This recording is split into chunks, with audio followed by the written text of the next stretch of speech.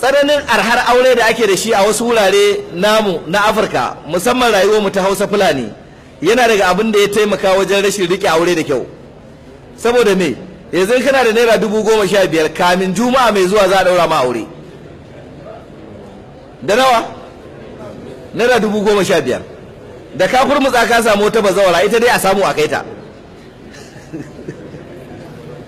Na'am, ba laifi ne aure ya zama yana da sauki ba, amma ku maza ku ji tsoron Allah, kar ku bari saukin aure ya sa ku rinka tozarta aure kuna wulakanta shi.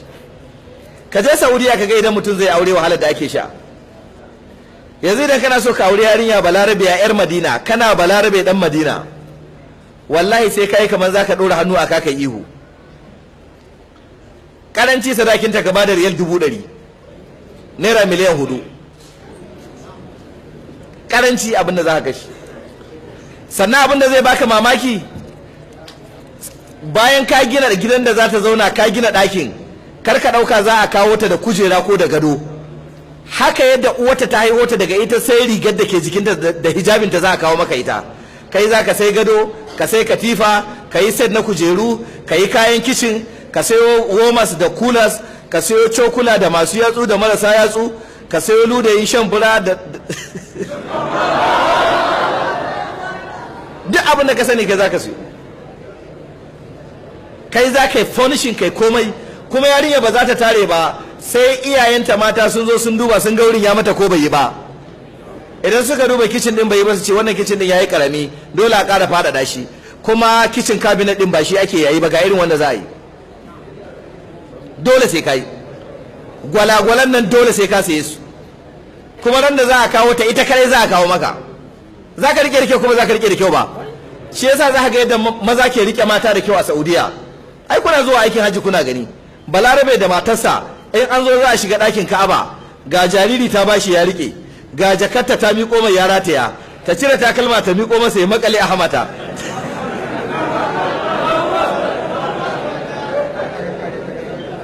Saboda ya san me, ya san tsadarta. Idan an je wajen dawafi ba wanda ya sai matso kusa da ita, yana bayanta ya tasa kayan shi a gaba yana tattarewa, kana matsowa zai kaɗe ce hurma hurma hurma.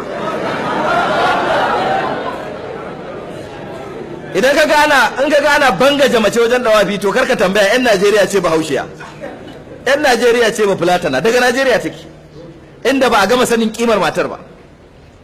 Ita ce za ka ganta sai bangaje taki, ana tunkuɗe ta. Ka ji an ce an tattara mata cikin jirgi guda, su kaɗai suka zo ba maharam. Sai daga ina? Sai daga Najeriya. In ka ji an ce ga wata ta ɓata, karka tambayi kowa yan Najeriya ce. Balarabe ya sai dai su ɓata tare da mijin, kafarsa kafarta, yana lura da kayansa.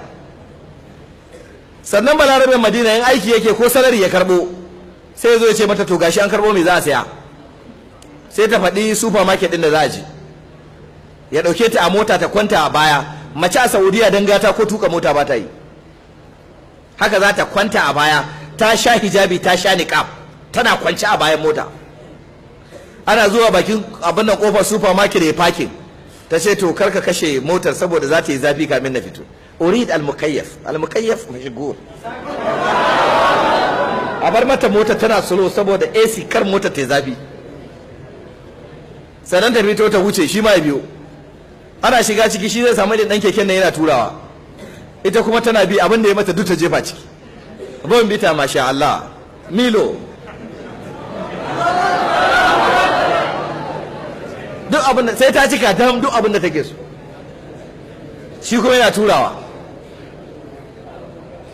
Ya je kanta ya yi me, ya biya, kami ya biya ita ta wuce mota, ta je ta shiga ta kwanta cikin mota tana shan AC. In ya biya ya turo ya kawo a ɗiba ya cika boot ya mayar ya rufe, sannan ya wuce gaba ya tuka ta, a kama hanya a isa gida.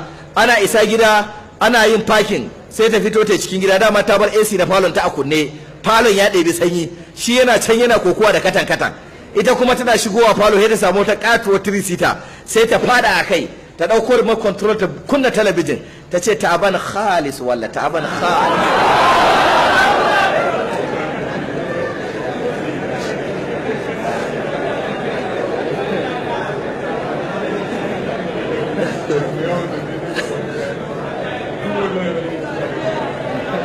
ka san ma'anar taban kalis wai ta gaji tilis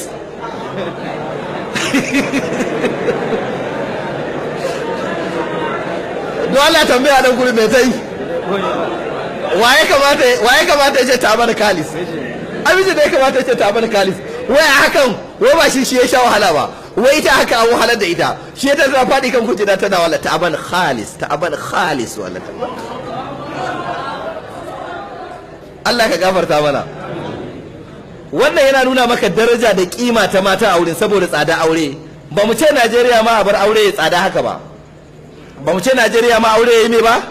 Yayi tsada haka ba.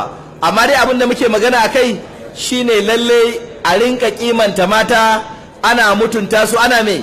Ana darajanta su, ana rike su da daraja.